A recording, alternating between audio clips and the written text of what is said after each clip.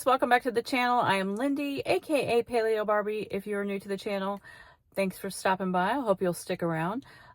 If you guys would all do all the YouTubey things before you leave the video, I would really appreciate it.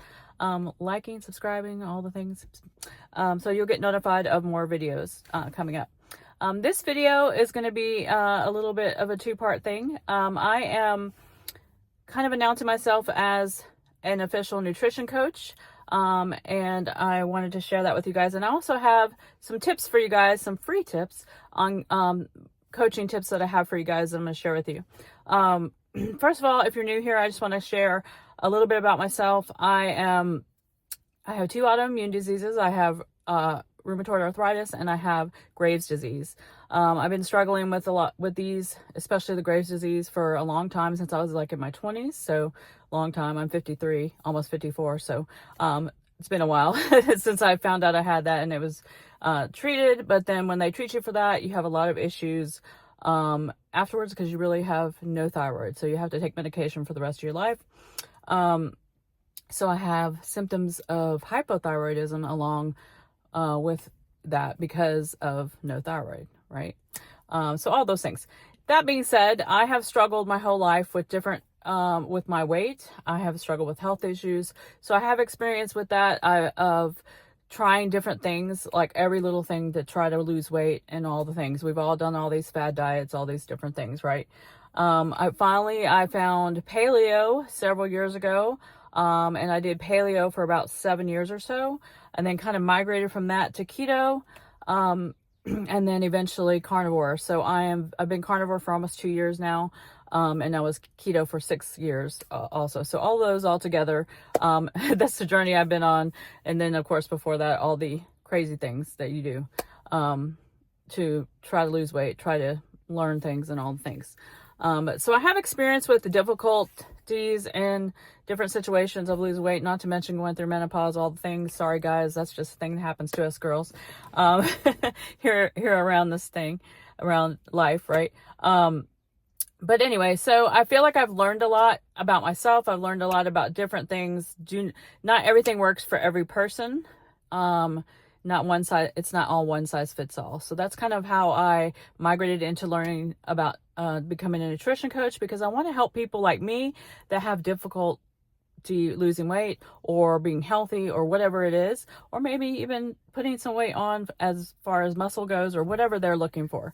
But I know I can get through difficult health situations, and so that affect my weight, and so I wanted to help other people with that. So that was why I started looking into this and wanting to do this. And I wanted to tell you guys kind of how I feel about being a nutrition coach. So I'm looking at it at a way that I do want to help people. Obviously I need to make an income, but I also want I want to make it affordable for people. I don't want it to be so highly priced that people who need me cannot access me. So that's what I'm going to do with my prices. And I'll be setting up a Facebook page here in the next few days. And I've written out all my services and prices and things like that. And I will be adding that somewhere on that page, until I get a website set up. And, but yeah, I wanted to make them affordable for us regular people, right? Because there are a lot of nutrition coaches out there, and everybody has their niche or thing and experience. And I feel like that's my thing, is I'm just a regular old person who learned a lot and wants to share and help people. So that's where I'm coming from on that. But now that we're past that, also before I move on, I'm going to put my email in the link down below, in my description. I think it's already in there, but I'm going to double check. For right now, that's how you can contact me for information about coaching, until I get a different email that's a little bit less crazy. You know how Yahoo just does not filter everything. So when you email me, put in the comment, in the title is what I'm trying to say, interested in coaching or something like that. So I will see it, because they do not filter out spam very well, and they also sometimes stick stuff in spam that's not spam. So, and if you ever email me and don't hear from me right away, send me another email. You won't pester me, I promise.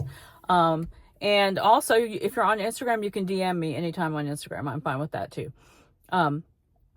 So those are the ways right now. And also when I set up my Facebook page, I will be putting it in the description. So it'll go back and look, because it'll be added later to the description down below. Now let's get to the tips. I have 10 tips for you guys. I have notes because I wanted to make sure that I didn't forget anything. And a lot of these are things that I have used for myself. So anything I share with you is something I would use for myself. I'm not just going to make up a bunch of gobbledygook for you guys. And there's my male lady. So anyway, number one is meal prep or meal planning. We hear this a lot. Some people like to meal prep, some people don't. I just feel like it really helps you. It helps you stay on plan. It helps you not to have too many decisions in front of you because you already have it done. And whether you work or you're at home, it's a good thing to do. I work a few days away from home and the rest of the time I'm at home. So I like to have things prepped for both, because even when I am home with the grandkids and we're homeschooling and doing all the things, it's nice to be able to just go get something really easily and heat it up, and I've got it and it's good to go. Some ideas to make it a little bit easier for meal prep, and it kind of takes you out of the box of not thinking of it as a whole day long worth of cooking for meal prep. Sheet pan meals. You can do meal prep with a sheet pan, put all the stuff on there that you want to make, protein, veggies if you're eating veggies, and cook it, and then you just divide it out. I can't even talk. Divide it out for the week into containers. If you're grilling, grill extra meat. If you're going to get your grill out and heat it up, grill extra meat, grill extra protein. Then you have your dinner, and then you have extra protein for the week to heat up and match with whatever you want to match with. If you're carnivore, you got your meat. If you're keto, you've got meat and veggies ready. Or if you're just doing clean eating or whatever your plan is, you'll have it ready. Salad kits. Now, the dressings aren't always that great for you. If you're super strict, make your own dressing, or leave the dressing off or whatever. But salad kits are really easy for meal prep because you can get some salad kits. You pair them with those proteins, cut your proteins up. You got a salad with some protein. Super easy way to meal prep. Tip number 2 is either track your food in an app or use a journal and log your food in a journal. Not because of being super strict at measuring and all that, which that does help too, but just seeing what you're eating, even if you're just doing it temporarily, really helps you think about what you're putting in your mouth. But also, sometimes you don't realize how much calories or how much protein or how much fat or how much whatever is in one particular food or something you eat regularly. And it's eye-opening. It gives you like a tool, because it teaches you you're either eating, sometimes it's you're not eating enough, and other times you are eating too much. So it just depends on what you're doing, but it will reveal to you if you're eating too much or not eating enough. And sometimes not eating enough will keep you from losing weight as well. Never go to the store hungry. I know you guys, this is tip number 3. I know you guys have probably heard this before, but it really is true. Don't go to the store hungry, because you're just going to be like, oh my gosh, I need to eat. And you're going to be, oh, that looks good, and that looks good, and that looks good. But also don't go without a list. You should never go to the store without your list, because the same thing's going to happen. You're just going to start grabbing things, and you're not going to think about what you're putting in your cart. So list and don't go hungry. It's also helpful if you don't bring your kids, which I know that's not always easy, or you can't always do that, but it helps. It keeps you focused. When my kids were little, I used to always go to the store. This is back when Walmart was open 24/7. But when my husband would get home later after we put the kids to bed and all that, I would go do my grocery shopping because I didn't have to bring them. So anyway, I know that's not always possible, but it does help. Okay, tip number 4. Always look at the menu of a restaurant before you go to the restaurant. If you know you're going to be going out to eat for a special occasion, or if it's just a date night or whatever, look at the menu beforehand. Look at all the options. That way you have time to think about, okay, this is what they have. This is on my plan. Or this could be made on my plan if I ask them not to put this sauce, or I ask them to put this on the side, or whatever. So it gives you time to think about it and make a decision without getting to the restaurant and they put the menu in front of you and it's like snap, and you end up ordering the wrong thing, or you forget to tell them not to put this on there. So it always really helps. But also, don't be afraid to ask for modifications. Most of the time, I have been to a restaurant, they don't mind at all. Sometimes they will say, well, there's a little bit of a charge, and I usually just pay the charge because I know I want it that way. But it's definitely helpful to look ahead of time and make your choices ahead of time. That way, it's not a snap decision. Number 5, especially on the weekends, and you're going to be busy, or if you have like an event or a trip or whatever, and you think you're going to be having like a meal later that's going to be big, say, even on holidays and stuff like that. When you get up early in the morning, eat your protein first. Get some protein in, because then if you're not getting enough in this other meal, you've got a good bit in your store tank already, right? So do that, and it will help you out with the rest of your day. Same thing with eating out. Eat some protein in the morning, or early in the day. Number 6, if you are invited to a party, or you are invited to a potluck at work or something like that, if they haven't asked you already to bring something, offer to bring something and make it something you could eat. And that way, when you get there, if all of this other stuff is a bunch of crap, or it's not on your plan, you have one thing you can eat, and you won't be hungry, and then it won't make you go and pick at other things, or it won't make you feel like you're missing out. So bring something that you can have. Number 7, this is one of my favorite tips, and I had to learn this for myself, because I would do this a lot when I was trying to lose weight, when I was having trouble because of my thyroid and all the things. Do not compare your weight loss or health journey to someone else's.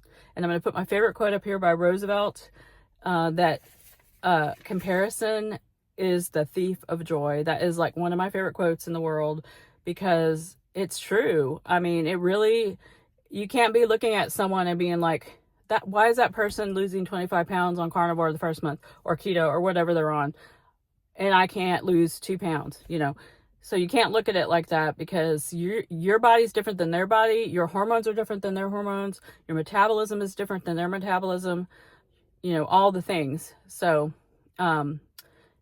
you cannot compare. You have to just look at yourself and deal with what's going on here, and just block that out, but be glad for them, but block that out, that's what you have to be doing too. Okay.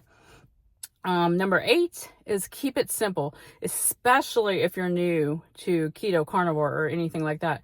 You need to keep it simple. If you just start doing it and you're new to it, and you just start going on Pinterest and going into all these cookbooks and making all these elaborate recipes, you're probably, especially if you're not used to doing all that cooking on certain kind of recipes or whatever, you're going to feel really overwhelmed, and you're going to stop doing it. You're just going to quit, because you're going to be like, this is too much trouble. I'm not seeing enough results. I'm just blah, blah, blah, blah, blah. Okay. So keep it simple.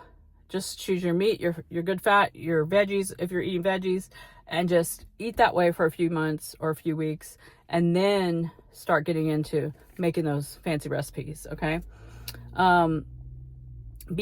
Number 9, be consistent. If you have a bad day, just move on.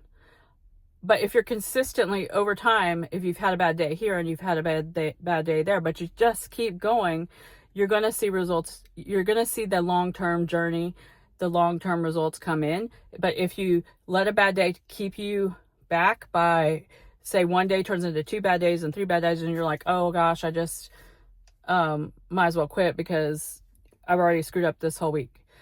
Just move on. It's a fresh day every day, okay? It's a new day every day, fresh start. You can just move on from that, okay? So just be consistent overall. It's about the journey. It's not a quick trip to 7-Eleven, right? It's a journey. So we're gonna be consistent along the way. And then my last thing, number 10, is read labels. And this goes along with going to the store hungry and making a list. This is something for the store that you definitely need to do. There's so many products out there now.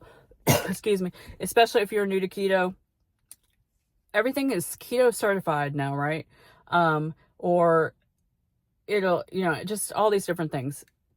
Read the labels. If it has more than, 5 ingredients, we probably shouldn't be eating it. You know, there are exceptions to that, but just to be realistic, just look at the labels, look at what's in it, look at not just like chemicals and stuff, but also looking at, is there sugar in it?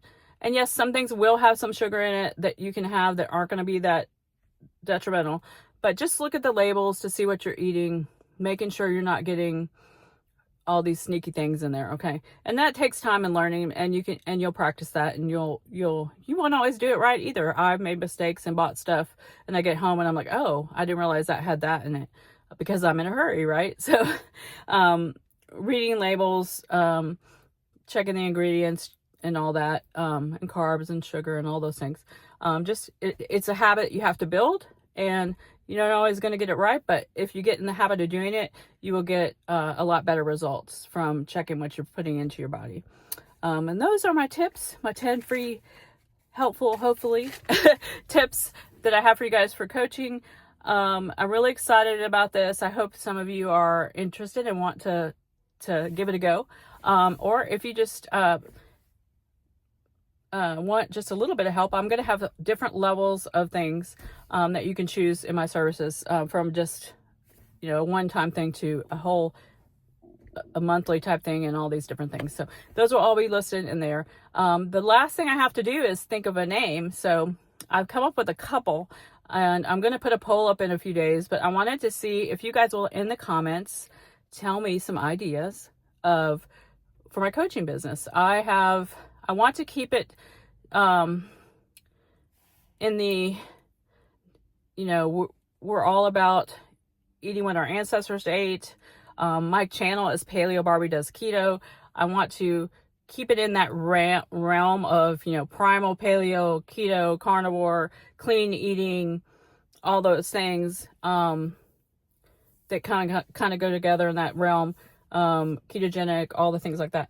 If you guys have ideas for what I should call it, put it down in the comments. I'd love to hear your ideas, and also just say hi if you're new here. But thanks for watching, guys. I hope you guys enjoyed this, and there are more things to come, and I'm excited about it. This is something I've been working on for about 2 years, and I'm finally got it done, and I'm just happy about it. So I want to share with you guys. So I will see you guys in the next one, and I hope you guys are having a great day.